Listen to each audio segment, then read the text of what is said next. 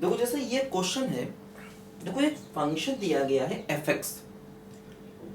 X equal to limit N tending to infinity fractional part of ई की power x की power N minus one upon fractional part of ई की power x की power N plus one. देखो ये function हमें दिया गया है ना, एन टेंडिंग टू इन्फिनिटी। देखो अब जैसे ये जो फंक्शन है, देखो इसको थोड़ा सिंप्लीफाई करें। देखो ध्यान दो, एक्चुअली फ्रैक्शनल पार्ट ऑफ ई की पावर एक्स ये हमेशा 0 और 1 के बीच होगा। भाई फ्रैक्शनल पार्ट की वैल्यू हमेशा 0 और 1 के बीच में रहती है, चाहे अंदर आप कुछ भी ले लो।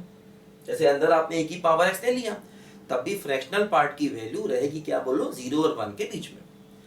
तो इसीलिए अब देखो, अगर हम यहाँ पर फ्रैक्शनल पार्ट ऑफ ई की पावर एक्स की पावर एन ले लें और limit N tending to infinity कर दें, तो इसकी वैल्यू हमेशा 0 हो जाएगी। ध्यान दो, क्योंकि ये टर्म 0 और 1 के बीच में है और पावर इन्फिनिटी है, तो वैल्यू 0।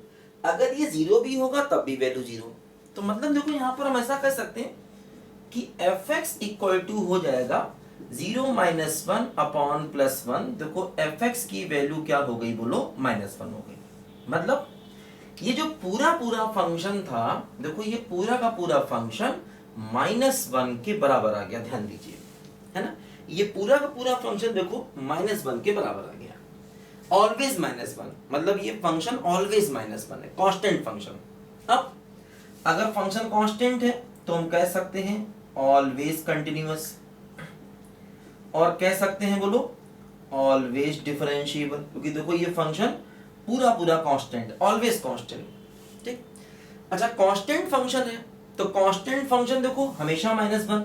मैंने बताया था कांस्टेंट फंक्शन इवन फंक्शन भी होता है। जैसे कई बार कांस्टेंट फंक्शन होता है तो उसमें एक ऑप्शन दे देते हैं इवन फंक्शन। देखो ये इवन फंक्शन भी है, हमेशा कंटिन्यूअस है, हमेशा डिफरेंशिएबल है, ये एक इवन फंक्शन भी है। ध्यान दो, ठीक।